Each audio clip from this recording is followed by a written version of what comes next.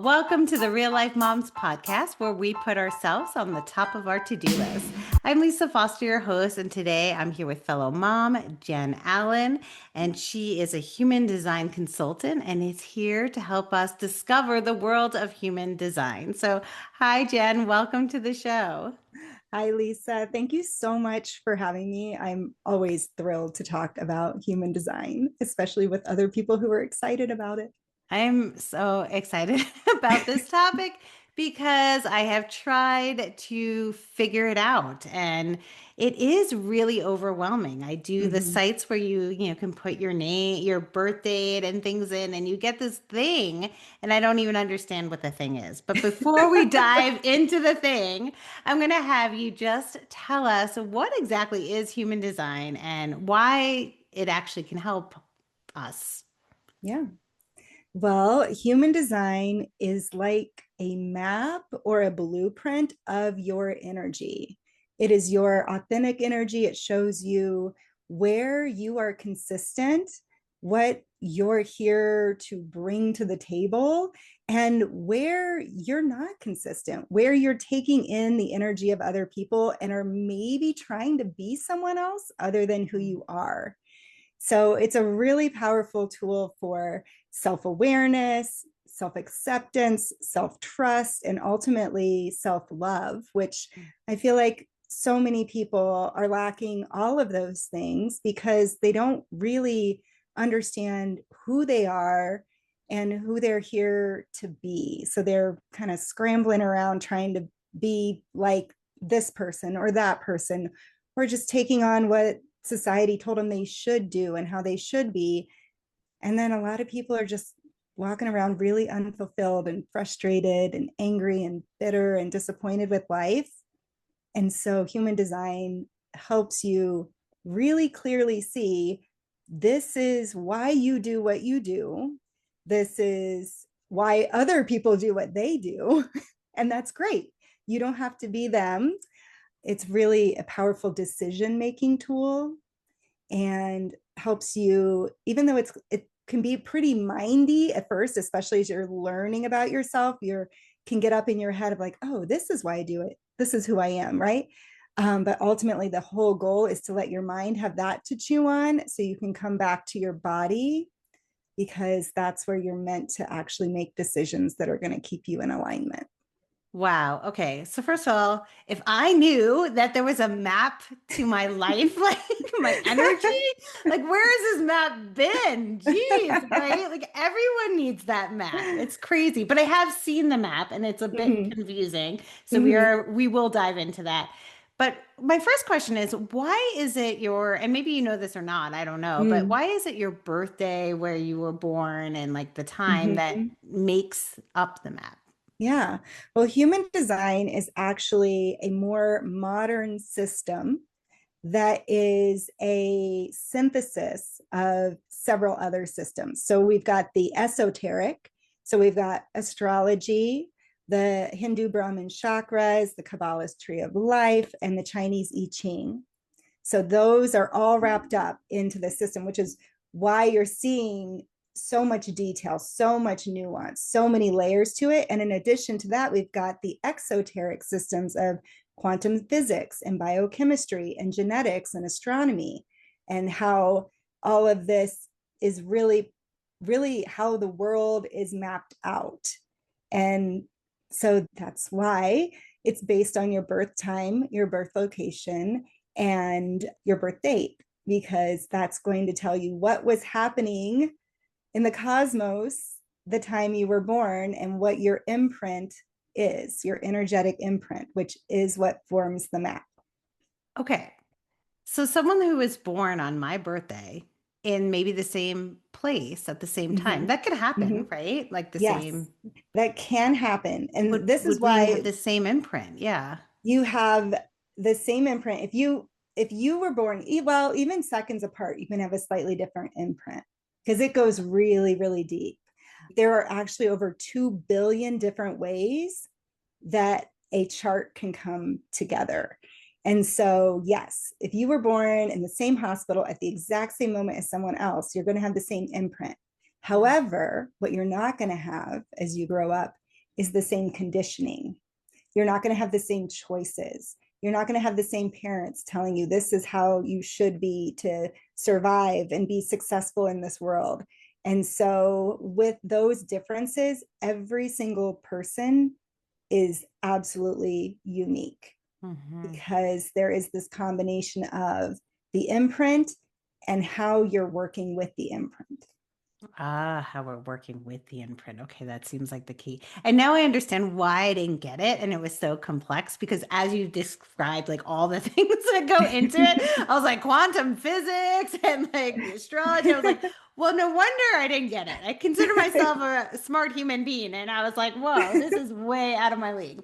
It's a So lot. great. Okay. Well, I gave you those things for myself, right? Yes. And you gave me this amazing 35-page printout that I think I want to share on this podcast a little Yeah. bit because it has the map. And the map itself, I don't fully understand. And I think there's a Mhm. lot of us that get really tangled in this. So if Yeah. we can pull it up, maybe you can share some of it. I am open, so Yeah. share whatever you want of Yeah. my imprint. I am putting that out there and I'm learning with you guys. So Yes. let's take a look. So this is the document that before someone has a one-on-one session with me, I send them because I want you to read through it and get a sense. I used to actually walk through it step by step by step with people, but that actually is not how I'm designed to work. And so um, I'm here to really be pulled from. And so but I also want people to have the foundational information so that they are on the same page. Because when you look up your human design online and you're getting information pulled from all these different places, you don't really know how reliable the source is. And it's really a holistic picture. So you can start pulling together these pieces. Like I've given you a lot of the pieces of information. And it's funny because even in these 35 pages, it's really just the tip of the iceberg, but it's so much to take in. And I don't expect anyone to take all of it in at one time. It's something that you understand and kind of peel back the layers over time and just start witnessing. Does that resonate? Is this accurate? And you're playing with it, you're exploring it. It's not a finite truth because, like I said, this is the imprint of your energy, the map. It's not who you are. You are a human being in this world, but it can really give you a sense of why you're coming up against what you're coming up against, or why you're so different than your child or your spouse, and helps you really understand each other on a deeper level. So what we're looking at is your imprint. That's your chart. We call it the human design body graph because if you look at it, it looks like a body. So you've got a head, and if you're looking down, it looks like a body sitting there almost in like a lotus Mhm. position. And so when I talk about how there's these different esoteric systems represented, what you can see on this map are that you can see the planets, and we also consider the north node and south node positions in your chart on the left side and the right side. The personality side is where things were in the cosmos the day and moment you were born. Mhm. That is what we call your personality or your mind. This is how you consciously probably feel about yourself. Those things are probably more familiar. And then on the other side in red is your design or your body. And this is actually an imprint from about 3 months before you were born. Mm. And these two things come together to create your body graph. So we've got these unconscious parts of you. And what's interesting is a lot of times the unconscious parts of you are what other people see in you. That's things that people will say to you that you're like, what? That's like you don't resonate with it as much until somebody says it and you start having this self-reflected consciousness about it. And you're like, Mhm. oh, that's so interesting. I did do that. I never noticed that I did that before until they mentioned it. And now I'm starting to see it. So it's really fascinating because it does give you some clues into things that you otherwise weren't necessarily aware of. Now I'm seeing a lot of numbers in Yeah. these Yeah. things. There's a lot of numbers. Those numbers are actually linked to the I Ching. So the 64 hexagrams of the I Ching, and each hexagram actually breaks down into 6 lines. So we get really finite. So that top number of 55.1, that is your conscious sun. That's actually one of the most prominent parts of your design, because the sun is actually giving us the most energy when we're born. So you're imprinted with that. It's going to be far more prominent than the other ones, but they all play an important role. They play different roles depending on what planet they are attached to and what line they're in. So yes, we've got 64 hexagrams, which we call gates in human design. And if you look at the body graph and you look at, we might be looking backwards, but if you look at the, to me, when I'm looking at it, it's the bottom right. Yes, there, that. You went right to it. That's the emotional solar plexus. And you can see almost just below your arrow, there is a black line. And that line at the end of it, it says 55. That's where that number shows up in the body graph chart. So it's like mapped to that. Okay. All of the numbers are always in the same spot. It's just a matter of, do you have it activated or not in your chart? And anything that's colored in and activated in your chart is a consistent energy that you have access to. Anything that's white or open, or we call it undefined, that's where you're taking in energy from others, and also different transits, because these planets are still there and things are still moving around. Just like astrology, when things are moving around, we're getting impacted by them. We feel a little off some days. And you notice when you're with different people, you feel different. You feel different around them. Your energy is merging with their energy for that short amount of time. Nice. Okay. So yeah, so almost like it's funny because I'm looking at these colors and I'm like, wow, there's nothing on my head. You know what? There's nothing on my head either. Okay. I was like, oh no, is that okay? I don't know. Yes, Apparently I'm in glad my you said body. that, because a lot of people will look at the body graph and they will make judgments about it. And that is totally natural, because we are raised in a society that is looking at things and it's looking for more and less and comparing. The beauty of human design is you're learning not to compare. You're learning only to really appreciate who you are and appreciate who other people are, because if we were all doing what we were here to do and being who we were here to be and letting other people do the same, like, society would be incredible, because we wouldn't be stepping all over each other and not using our gifts and talents. We would be letting other people shine in their way. But where you are undefined is where you're wise, or learning to become wise in these energies, because you don't have them consistently in you. So with the undefined, those top 2 centers undefined, that's your head and your ajna. You're here to take in inspiration from others. You're here to see what truly is inspirational, what's worth spending your mental energy on, and what's not. And then with, sounds like me too. Yeah. yeah, and it can be with the undefined head and the undefined ajna, it can be really good to take breaks from taking in information, because you can easily get into information overwhelm and overload, because you're trying to figure out, like, what is the thing that's going to inspire me now? What's the thing that's important for me to think about? Because it's coming from outside of you and you're amplifying that. So like you find yourself, scrolling or reading. I read a lot of books at the same time, reading too many books at once. And sometimes you just need to put it down and get out of a space where you're taking in things, because really your mental state naturally is quite calm. It's very like chill, except for it's often like, I need inspiration from somewhere. I need it from somewhere. And so you're seeking it. So recognizing, it's about that, recognizing when you've got these shoulds and like how that's making you feel. It's really taking a step back. How do I feel when I'm taking in too much information? And honoring that not every question is yours to answer. You don't need to be the one who's inspiring everyone. You're here to recognize who's inspiring and share that.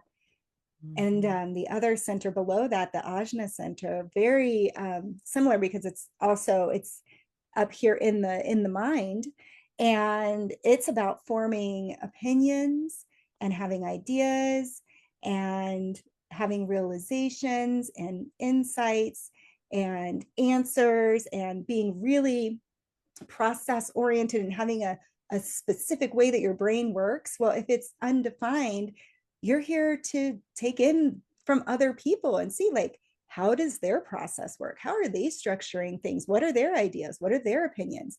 And it's taking in and being able to see both sides and feel it. Sometimes with that undefined ajna, it can feel like, oh my gosh, I don't have a leg to stand on. I don't have a dog in this fight. I don't have an opinion on this. I should have an opinion on this. I should have something to say about this, but I'm not certain because I can see that side and I can see that side. And I don't want to say the wrong thing, but I want people to think I'm smart, and smart people have an opinion and they know what they're talking about.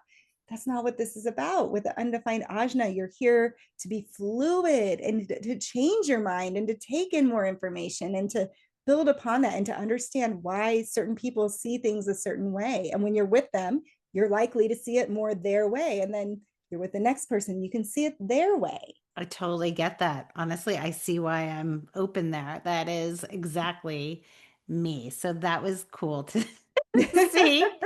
Now I'm going to scroll down a little bit Yeah. because now I know that you kind of get put in a category, is it? You can tell me what the real name is, Yes. but this emotional manifesting Yes. generator. I know that you get put into one of these groups. What is that about? Yes. What is the classification? Yes, yes. There's so many different terms in human design, and there's so many different categories, which is really funny to have a whole bunch of categories for something that's saying you're totally unique. But you do need words and information to help you understand the different parts of who you are. Manifesting generators often really don't like being put in boxes. So it's like, no, I'm all these things.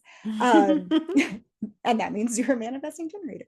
So, yes, so we actually have in human design, we have four different auras and five, some people will say four different types or five different types.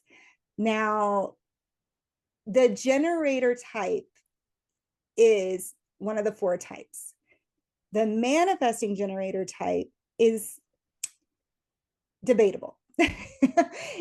I think it's a fifth type because there are such differences between a generator and manifesting generator and how the energy works, because manifesting generators are faster, they're multitasking, they're not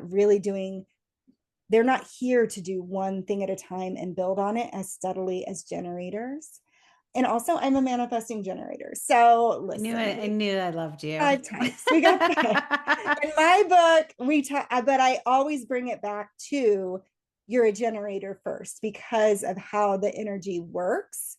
It's really important because there is a type called a manifester, there is a projector and a reflector. So really we have manifester, projector, reflector, generator, and it's all about how your energy works and how people feel your aura and your strategy for how to have opportunities come to you and start recognizing when your energy is aligned and when it's not. And so, as a manifesting generator, you're really working with the generator strategy, but I do like to give some caveats because it is slightly different.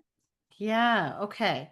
Now, this is so great, but like how do people start playing with their human design? You said Yeah. play with it earlier, and I'm like, so how do you play with it? How do you play with? Well, you start learning first about what we were talking about your type, and the strategy of your type is a good way to start playing with it, especially as a manifesting generator, I would say, because the strategy is really to wait to respond to life. Mm, And I will tell you, one of the hardest things to do for most people is to wait. And most people, their strategy is to slow down and mm. start paying attention to what is happening around them. And so, for generators and manifesting generators, which are a large amount of the population, we're here like with the energy to sustain our work as long as we are excited by it and build things. Like, it's really important for us to make sure that we're putting this big energy that we have into the right things. So we're waiting to actually respond to life instead of what our brain is saying, you should do this, you should do this, you should do this. That's really what it's about, is starting to understand and having a different relationship with the mind and recognizing the information that's coming from our body. So that's one of the first things to play with, is we call it your strategy. So for a generator or manifesting generator, start paying attention to when you're initiating things and trying to force things to happen because your mind thinks you should be doing it. Anytime you hear should in your brain or it come out of your mouth, that's a good moment to pause and check in with your body and feel if you actually have the energy to sustain what you're about to do. So that's a good place to start. And then also your authority is the next, which is how you're meant to make decisions. Oh, okay. Okay, we're just checking in with our body.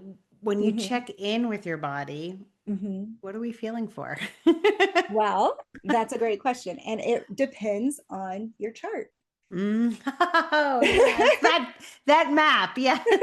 Depends on that map. Hmm. Because most of the people probably listening, a lot of people are probably generators or manifesting generators. The first thing to pay attention to is going to be your gut response. You're truly here to listen to your gut. And your gut is going to be like when you have that feeling that's kind of expansiveness, when somebody gives you an option and you're like a yes, and you feel the energy kind of well up and you lean in, and sometimes you go, uh-huh, yeah, I want to do that. Or they ask you and you very quickly will feel like, oh, no, and kind of a pulling back or a clenching in your gut. Often what happens for most people is it's a very quick moment between that and then your brain saying, oh, but da, da, da, da, da, da, da, da. So it's really this interoception of paying attention to the sensations in your body. And what is it telling me? If you're feeling pulled back or pulled in or clenched up, you don't have the energy for what you're about to commit to. And that's fine. You can always push it. You can and see. That's the play part. Hmm. The play part is let's, F around and find out. Like, okay, so my body told me not to say yes to that, but I feel like I should. And so I'm going to then reflect back. How did that turn out? How did that turn out for you? Was it everything that you anticipated it would be? Were your expectations met? So that's a really good place to start. And other people have different sensations depending on their body graphs, but I would say most people are here to start by listening to their gut. And then the other piece is about 50% of the population is emotionally defined. So when it says you're a 1-3 emotional manifesting generator, it Hmm. also means you're going to be paying attention to where you are emotionally in addition to that. So you might have a gut response that's a yes right now, but it's also, are you emotionally feeling really excited? Are you emotionally up? Because when you're emotionally up, you're going to say yes to a lot of things that you ultimately don't have the energy for. So even if it's a gut response as an emotional person, we encourage you to sleep on it. And depending on how big the decision is, if it's anything that's going to be time, money, energy of a big portion, and you get to decide like what that is, because you can play with it in the smaller realms too, sleep on it and see how you feel about it the next day and the next day if possible, because where you are emotionally is going to drive that. Same thing if you're feeling emotionally low, it's going to be like, I don't want to do anything. No, absolutely not. The next day you might have been like, why did I say no to that opportunity?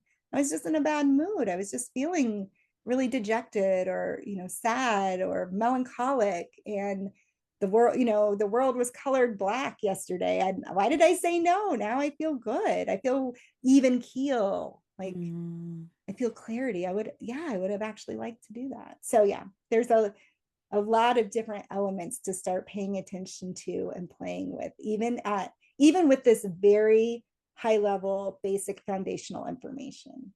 Yeah, I mean, that makes so much sense. I'm like totally like, yeah, I do feel that exactly what you say. Mhm. And I should sleep on it. But when I do sleep on it, actually, sometimes I'm Mhm. like, okay, wait, I need to just put this down. And then I wake Sometimes you up the never come back to it. yeah, or the next morning, I'm like, oh, awesome. I know what I should do, and I'll do it. So I love that. Yeah, I No, like emailing yourself links before you buy something. yes. Because they try and get you on these platforms where they try and get you real quick. It's I just send myself links if I'm thinking about buying something, and I will say probably 90% of the time I don't end up buying it. Buying it. Yeah, exactly. I like that. Now, does seasons and the change like spring, summer, fall affect everything? Because you said it's like planets and stuff coming in. So Mm. does that change some of what we So feel? not in a seasonal way. The When you look at how those numbers move through the cosmos, Hmm. the different planets do pass through those gates regularly all Hmm. year long. So, depending on what your chart looks like and where the planets are, you can have different activations that are happening, sometimes for a short period of time, sometimes for a long period of time. And so you might notice that you're feeling a certain way for a few days this month. And then it's like next week, that whatever that was seems to go away. What is today? I haven't looked. I think we're still the sun right now. It's really interesting because in the fall equinox or the autumn equinox, the sun is in gate 46. And gate 46 is this kind of serendipitous energy and this wanting to have like experiences in your body. It can be very like this is a time of year where people might find they want to use their body in a healthier way. It's Hmm. about the love of the body. The other side of that can be people starting to think about their body more closely. Maybe they're not happy with how their body looks, and then that can drive them to like wanting to work out. I have a friend, actually, I have two friends who have gate 46 prominently in their charts, and they are both fitness coaches. Mm. And it's just really interesting to see. So, that kind of transit can happen because the sun, especially as I said, the sun brings the more powerful energies, passes through each gate every about 5.7 days. And so, yeah, you can just feel it.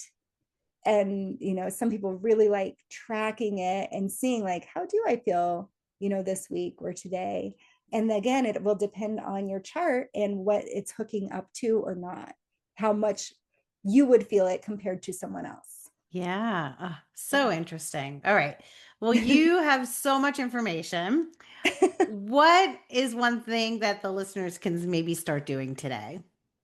I would say look up your chart. There's a lot of free software out there, and some will give you information. And again, read through it, see how you feel. That's why I provide so much information in my forms because it's a lot. And kind of when you're piecemealing it, it can be hard to understand. But yeah, there's certainly some great software out there that I think it's My Human Design is a good one that will at least start telling you some of these bits and pieces. It will even tell you what I believe that one will tell you some information about your ideal environment. Mhm. And there's like, because it gets really, really in depth and you can start playing with that too. But it doesn't go as far in detail as I would like. But yeah, look up your chart, see what it looks like. Start recognizing that wherever it's white or open, that doesn't mean you're less than. It just means that's where you're open and taking in energy and becoming wise. And those places that are colored in, those are your natural gifts and talents. And that's what you're bringing to the world. And so I Mm. always encourage look up your chart. I know it can be overwhelming and don't feel like you have to know it all. Don't feel Yes. like, because like I said, you can just a lot of you probably look it up and go, oh, I'm an emotional generator or I'm an emotional manifesting generator. And you've already from this episode got a few key pointers on how to work with that energy. Yeah. And if they didn't, where can the listeners find you and what do you offer? Yeah. So I've got a couple of different places they can find me. My website right now really is my Substack. So it's jenallenhumandesign.com. And I talk about each month the energy that the sun is passing through. And it's a good way to learn about the different gates and what that energy looks like in your chart. Um, and also, there's some other links for how to find me on Instagram or Facebook. I'm more on Instagram. And then I have, if you did want to book with me to dig into the chart and start understanding what the nuances of it are, it's my sessions are at nurtureyournaturehd.com. And I do offer it's session packages. So there's, you would get that document like we just saw for you, that was for you 35 pages. Some people are even longer. It just depends on what's going on in their chart.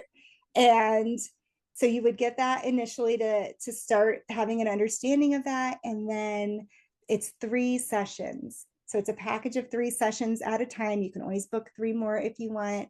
But because it's a lot of information, I like to go through what we can get through so you can really take it in and then step away and use it practically for a week or so and then come back and ask me any questions. What's really fun is I also can look at your kids' charts, your spouse's charts. We can look at your charts together. So once people start understanding their energy, a lot of times they're like, okay, so this is who I am.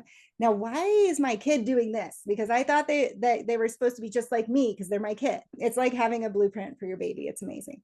Mm. And so it's powerful, powerful for relationships and compassion when it comes to understanding each other. So yeah, so those are 2 places to find me. If you are in Colorado, I am actually in Broomfield, Colorado, so in between Boulder and Denver. And I'm going to be having an intro to human design event here in Broomfield on October 12th, where you can get some questions answered. And I'm going to go through the 4/5 energy types in detail, in depth, so that you have an understanding of what each of those looks like.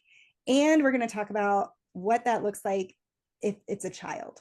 Like if your child is this energy type, because you very likely will have a child who's a different energy type than you. And so understanding why their energy doesn't seem to work like yours and how to work with them can be really powerful and empowering to both of you. So that I'm going to be doing on October 12th. That's awesome. And I love that you do almost the whole family because you're so right. It can be different and then it's Mm-hmm. easier to understand each other. So Yeah. that's so great. So thank you. And thank you so much for coming on the show and making some sense of human design. It is complicated. There is so much, but Mm-hmm. I definitely think you gave so much value today. So thank you so much. Wonderful. Thank you. Thank you for listening to this episode. If you want to learn more about Jen and everything that she offers, just click on the link in the show notes. And if you've been listening to this episode and really want to see those charts, just visit reallifemomz.com and watch this episode there so you can see all the tools that we talked about today. And until next week, keep carving out time for yourself and keep putting yourself on top of your to do list.